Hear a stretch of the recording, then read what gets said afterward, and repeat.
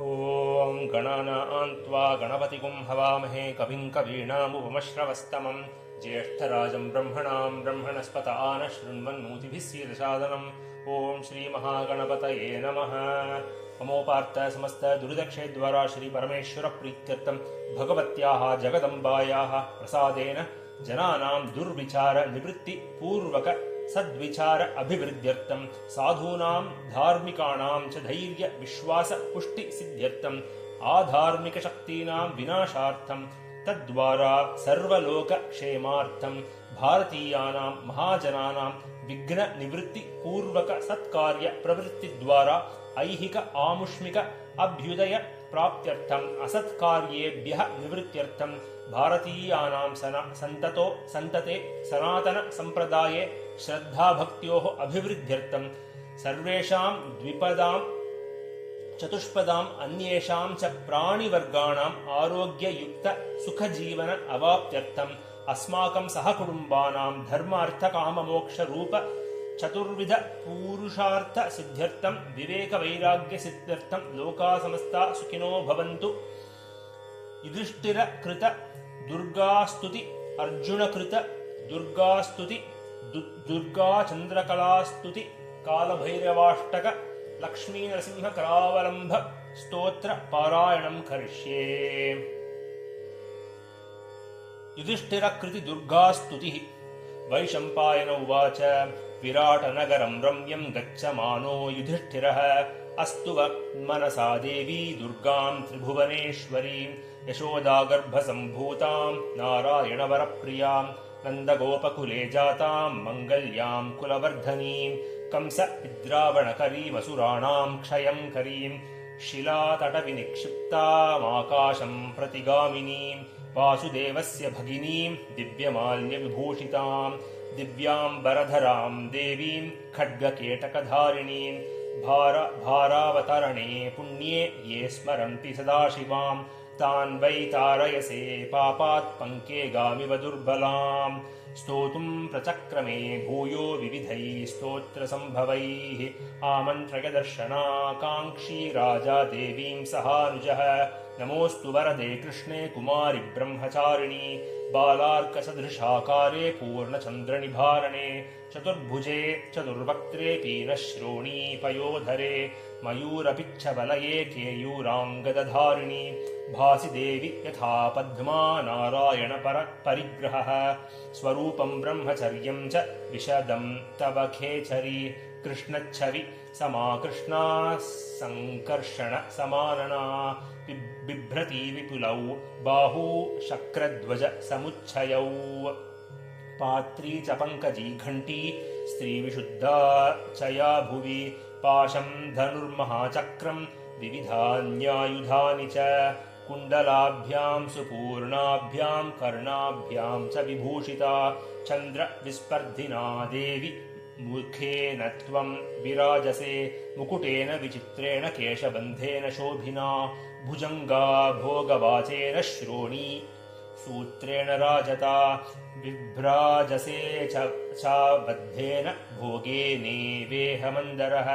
ध्वजेन शिखि पिच्छानामुत्थितेन विराजसे कौमारं व्रतमास्थाय त्रिदिवं पावितं त्वया तेन त्वं स्तूयसे देवि त्रिदेशैः पूज्यसेऽपि च त्रैलोक्यरक्षणार्थाय महिषासुरनाशिनी प्रसन्ना मे सुरश्रेष्ठे दयां कुरु शिवा भव जया त्वं विजया चैव सङ्ग्रामे च जयप्रदा ममापि विजयं देहि वरदा त्वं च साम्प्रतं विन्ध्ये चैव नगश्रेष्ठे तव स्थानं हि शाश्वतं काळि काळि महाकाळि शीधु मांस पशुप्रिये कृता नुयात्राभूतैस्त्वं वरदा कामचारिणि भारावतारे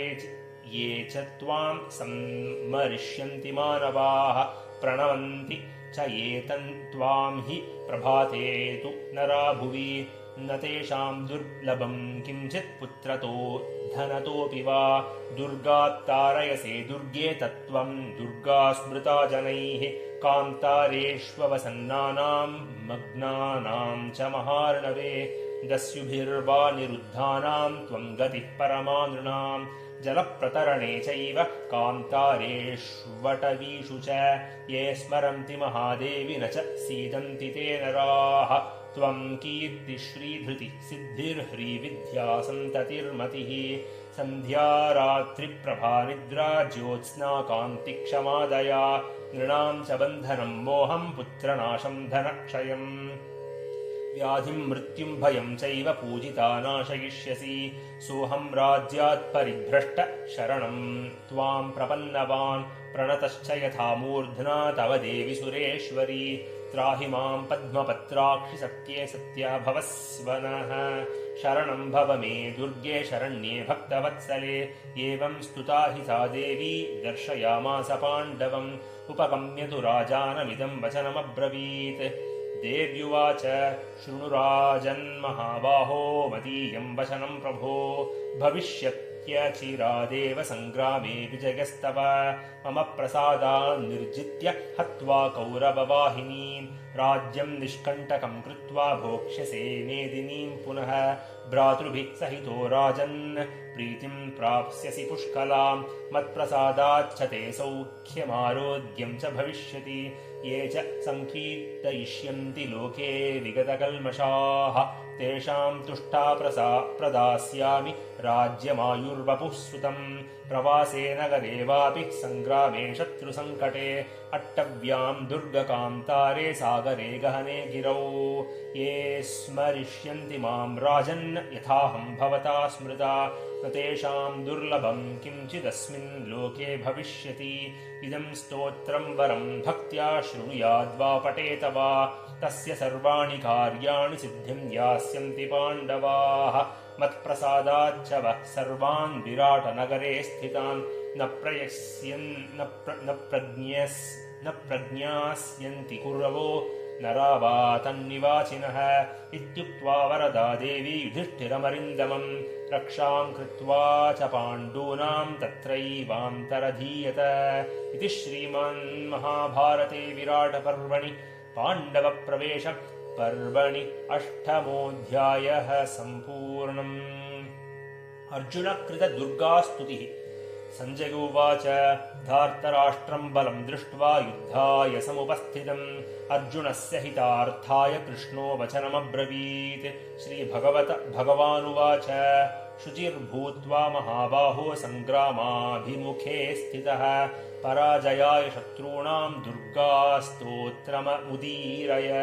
सञ्जय उवाच एवमुक्तोऽर्जुनः सङ्ख्ये वासुदेवेन धीमता अवतीर्य रथात् पार्थ स्तोत्रमाह कृताञ्जलिः। अर्जुन उवाच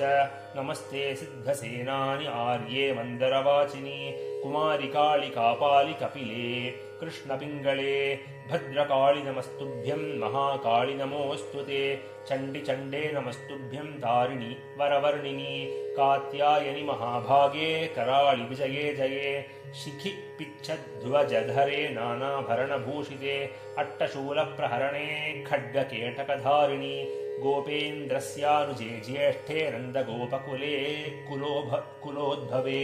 महिषासृप्रिये नित्यं कौशिकि पीतवाचिनि अट्टहासे कोकमुखे नमस्ते स्तुरणप्रिये उमेशाकम्भरि श्वेते कृष्णे कैटभनाशिनि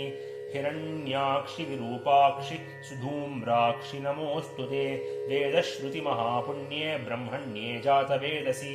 जम्बूकटकचैत्येषु नित्यं सन्निहितालये त्वं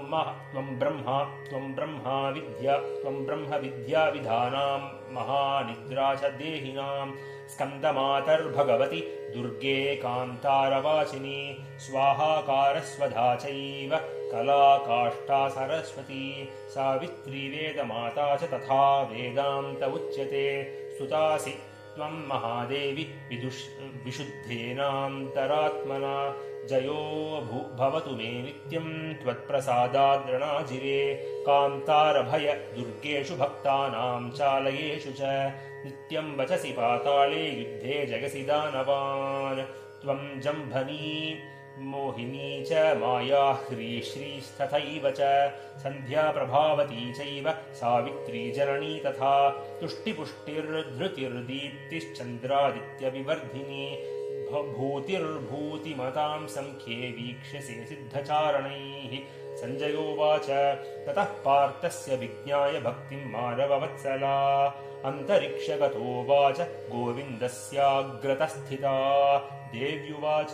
स्वल्पेनैव तु कालेन शत्रून् जेष्यसि पाण्डव नरस्त्वमसि दुर्धर्ष नारायणसहायवान् अजेयस्त्वं रणेरीणामपि वज्रभृत स्वयम् इत्येवमुक्त्वा वरदाक्षणेनान्तरधीयत लब्ध्वा वरं तु कौन्तेयो मेने विजयमात्मनः आरुरोहत्ततः पार्थो रथं परमसम्मतं कृष्णार्जुनावेकरथौ दिव्यौ शङ्खौ प्रदध्मतु य इदं पठते स्तोत्रं कलकल्य उत्थाय मानवः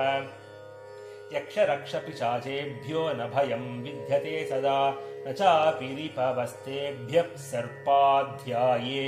च दंष्ट्रिणः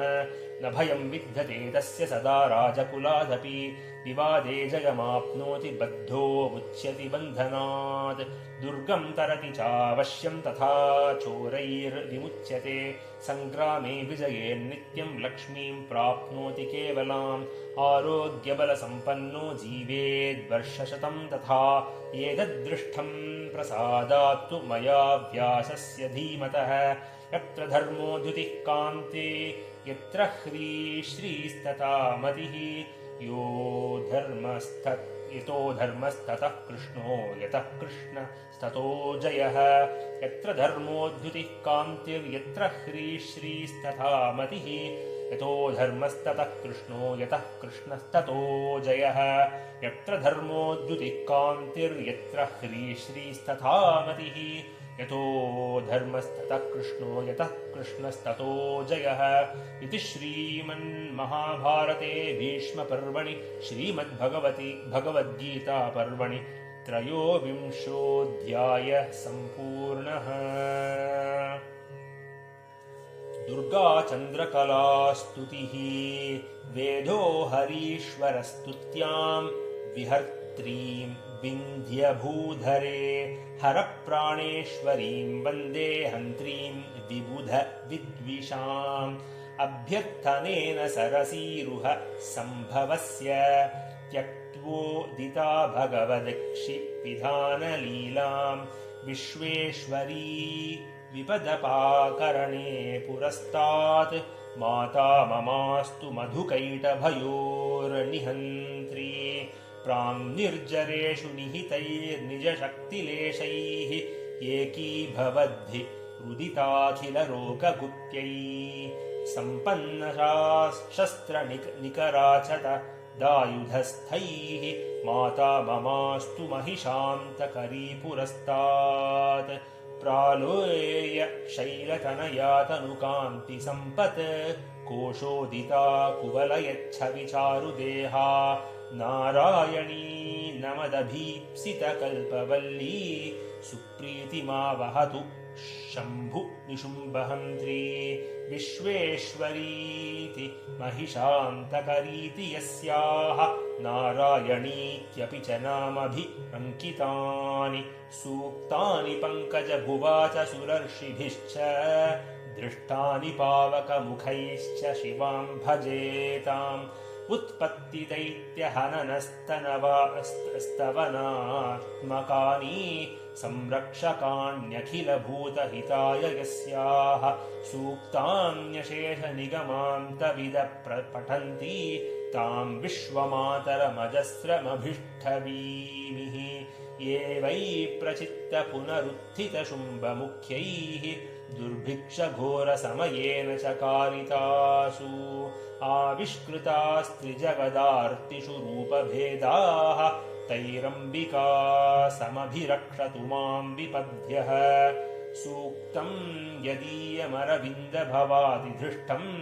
आवर्तय देव्यनुपदं सुरथः समाधिः द्वावप्यपापतु रभीष्टमनन्यलभ्यम् तामादिदेवतरुणीं प्रणमामि मूर्ध्ना माहिष्मतीतनुभवं च रुरुं च हन्तुम् आविष्कृतैर्निजरसादवतारभेदैः अष्टादशाहतनवाहतकोटिसङ्ख्यैः अम्बा सदा समभिरक्षतु मां विपद्यः एतच्चरित्रमखिलं लिखितं हि यस्याः सम्पूजितं सदन एव निवेशितं वा दुर्गं च तारयति दुस्तरमप्यशेषं श्रेयप्रयच्छति च सर्वम् उमां भजेताम् यत्पूजनस्तुतिनमस्कृतिभिर्भवन्ति प्रीता पितामहरमेशहरास्त्रयोऽपि तेषामपि स्वकगुणैर्ददतीव पुंषि तामीश्वरस्य तरुणीं शरणं प्रपद्ये कान्तारमध्यधृटलग्नतया वसन्नाः मग्नाश्च वारिधिजले रिपुभिश्च रुद्धाः यस्या प्रपद्य चरणौ विपदस्तरन्ति सा मे सदास्तु हृदि सर्वजगत्सवित्री बन्धे वधे महति मृत्युभये प्रसक्ते वित्तक्षये च विविधे च महोपतापे यत्पादपूजनमहि प्रतिकारमाहु सा मे समस्तजननी शरणं भवानि बाणासुरप्रहितपन्नगबन्धमोक्षः तद्बाहुदर्पदलनादुषया च योगः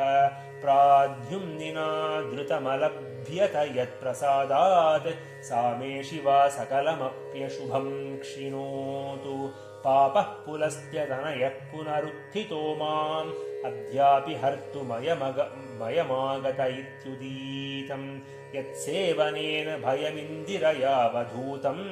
तामादिदेवतरुणीं शरणं गतोऽस्मि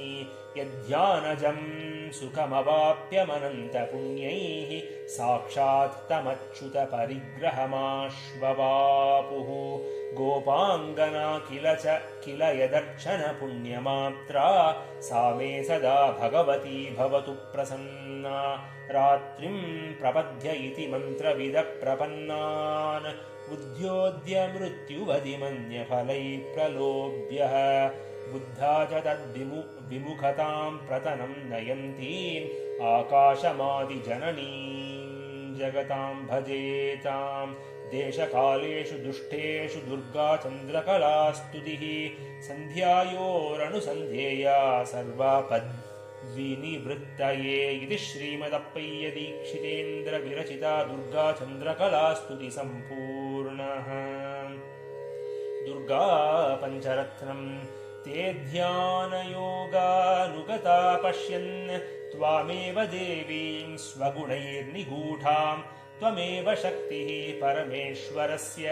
मां पाहि सर्वेश्वरि मोक्षदात्रि देवात्मकः शक्तिश्रुतिवाक्यगीता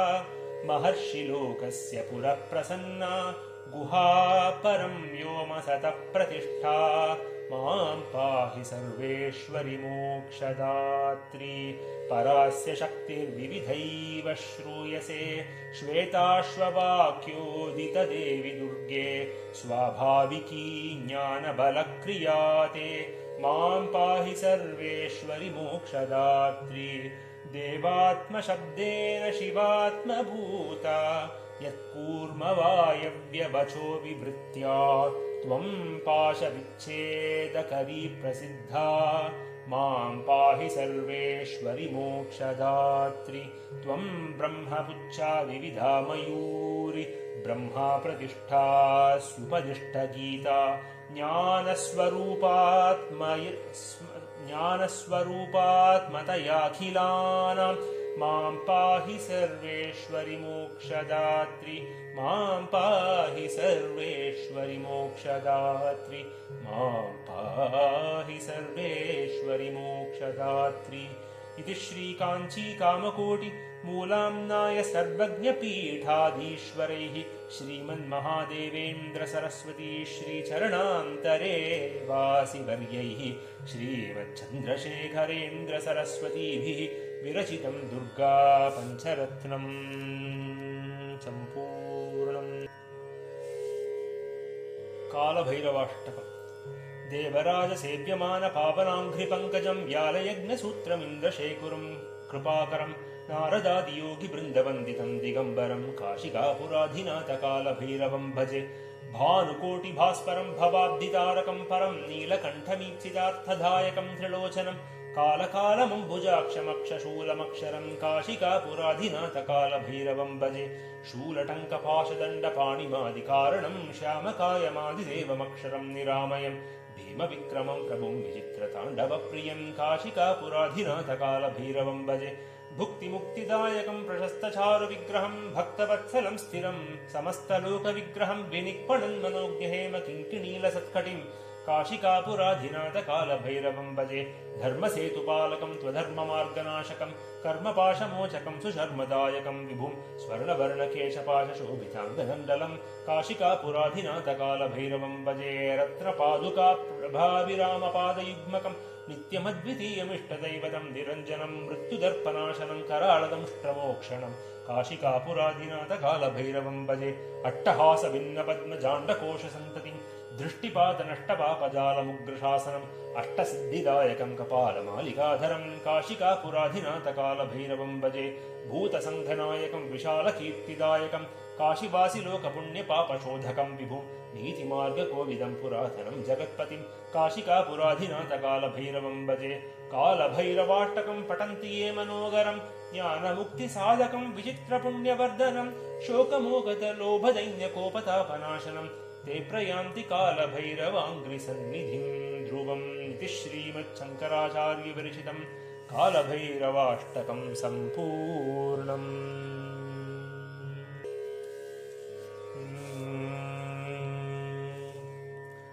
श्रीलक्ष्मीनृसिंहकरावलम्बस्तोत्रम्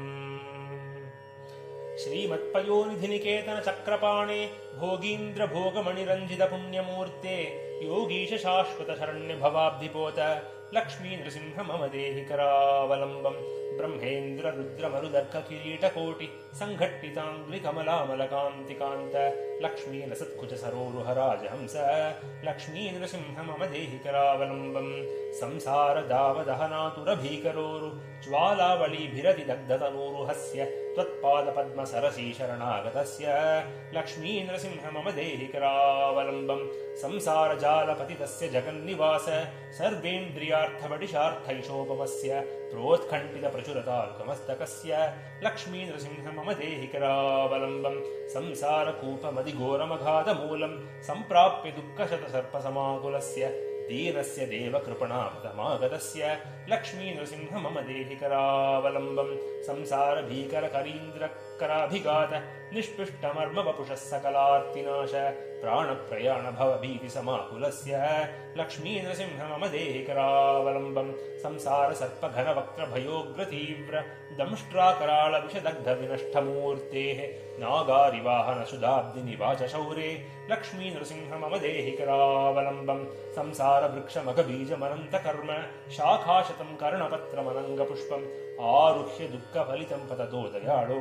लक्ष्मीनृसिंह मम देहि करावलम्बं संसारसागरविशालकराळकारणग्रग्रहग्रसननिग्रहविग्रहस्य व्यग्रस्य रागरसुनोर्पिणिपीडितस्य लक्ष्मीनृसिंह मम देहि करावलम्बं संसारसागरनिमज्जनमुह्यमानं दीनं विलोके विभो करुणानिधे मां प्रह्लादखेदपरिहारपरावतार लक्ष्मीनृसिंह मम देहि करावलम्बं संसारघोरगहने चरतो मुरारे मारोग्रभीकरमृगप्रवरार्दितस्य आर्तस्य